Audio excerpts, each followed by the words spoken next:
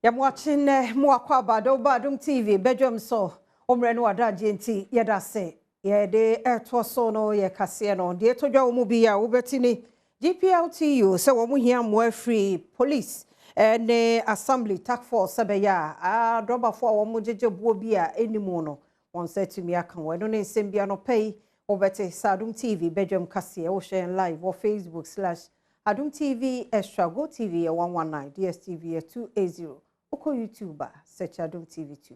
Nekwadomonline.com. Semine smafofobi ewo ho. Media fear amankwa tamaklo. Afia DTV said in semno etie. Public Relations Officer Magana Private Road Transport Union Alhaji Abbas say, omo be here posifo ni assembly task force no. Sebe ya lorry fare noa. Adrobe fo bi ejene nketenkete si o hire peke wo ha no. Etu obetumi atwa. Your passenger for your bomb but I the edoso. Mukope and the edoso. By Yanutin yo. A human yen. Into your best as a muhuyan, Ukruma, or Mamma by Niebo.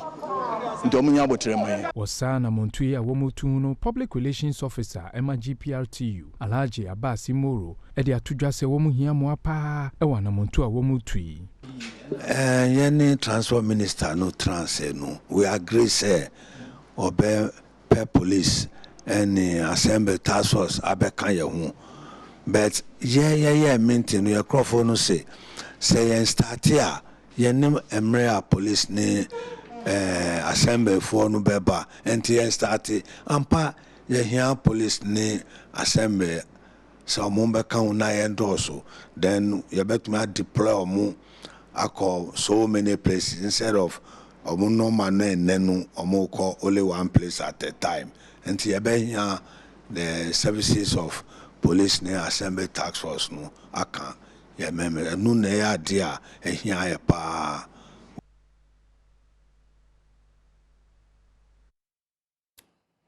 NPP amanyokono ehwe ni mo kwan se nyame ya adoma 31st January no omo ebehia no wayi obi a obetumi etu frank adiama party no nti nam so kane mampani na adoda nkwa Kufuado ede to wonu munyina anim senru adaya wonyina de wonsa ahyenkrata ba ko ase pre asumdue no onhwe sebedru ho.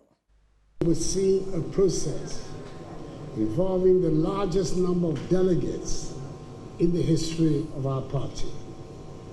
That achievement speaks to the growth, depth, and democratic maturity of the new patriotic party.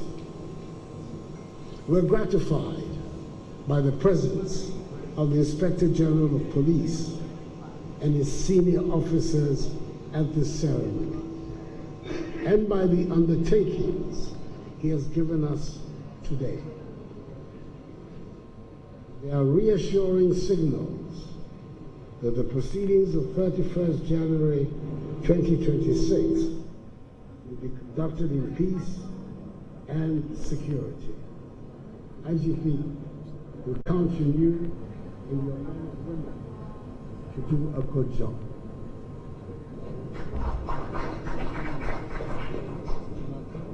Ladies and gentlemen, our party did not begin today, even though a handful of us were privileged enough to be around in its early days. Wasajumedie nasi anwano chocho ni penny de ma NPP amanyoko eye Justin Frimpong kodua se IGP nipa bi obeboni timu po de adwenbone beba ho no de safo ni nya won kire won se be ya eno so be ye asua de amafofo bi. Ladies and gentlemen, for every elections, what every aspirant expects is to see a free, fair, and transparent elections.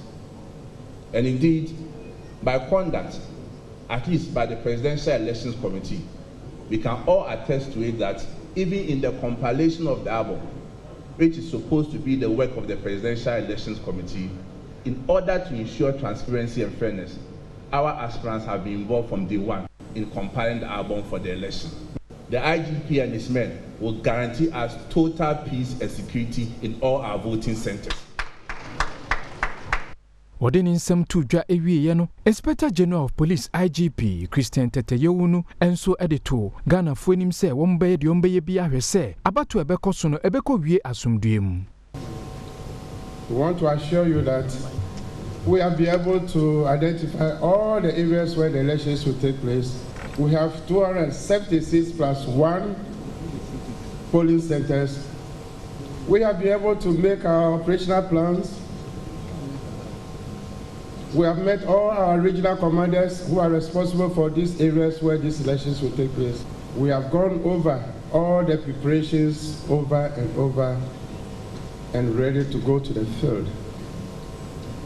In the section of Boku,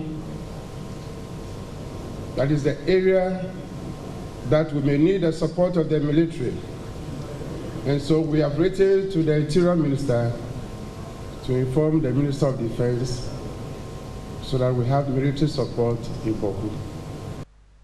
Yagusoya NPP Amanyokono ensemo kokuma penia wada wono wo mraso bedwafie mu ya Alexander Fenomakin na wode to wona April Frank Etubrie dibie no ma NPP se wo opposition na ibo ya pa na ya na waya ankonam nti de obesre won nyina ne se wonye bibia de nchichemu ebeba ebema party no akechire ne mum ohwese nkabom ebeye adwuma.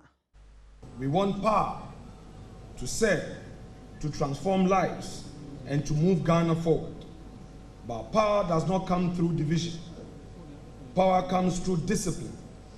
Power comes through unity. Power comes through sacrifice. Let us therefore rise above anger. Let us rise above insults. Let us rise above short-term emotions for long-term victory. Let us protect the party that has given us voice, purpose, and hope. And when the contest is over, let us close ranks, lock arms, and march forward together, stronger, wiser, and united towards victory 2028. Our future depends on it. Our party depends on it. And Ghana is counting on us. Kani Chief of Staff, Frema Ose Opare, enso din semse etudwa. Distinguished presidential candidates, in my work as the chairperson of the party's conflict resolution committee from 2010 to 2020, it became clear that our electoral losses, both in parliamentary and presidential elections, can be largely linked to the many internal conflicts within the party and our inability to heal faster.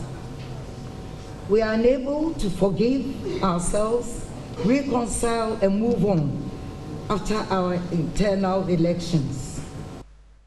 NPP Amanyokono nsemo na ayankonsam fufuro mu adehye wo agin kojo sraha ena ene won mu so no 2014 no emu Womo Tema Development Company TDC Ghana Limited for management ebe bubu one more adegu ya bepem sabri won dwen ho won ti ase enipa faso awu aware egu ti we de osrema mpani John Dramani Mahama so mra ebebo wo fe sipon e noche ni sa spon ne e tama plaza cancel shishi tama ma spon ni ntama mejiwo ni wo ji me no ke spon ha victim say wona kan yi amiri afi nyuma ka enyo mi wo ka me banana atamoni na atama no Adom si ake na menye government egbele wa me na gbani ameke tractors banaba kumu ma tun musu sha ninke boyu one mekume tun mi gegboyi mekume yeye seke mekume poni wone de cha otumi na to agbobi ani ni godo mo na ni ona me fi oku ye ma se ne wo ke ba na wo won kai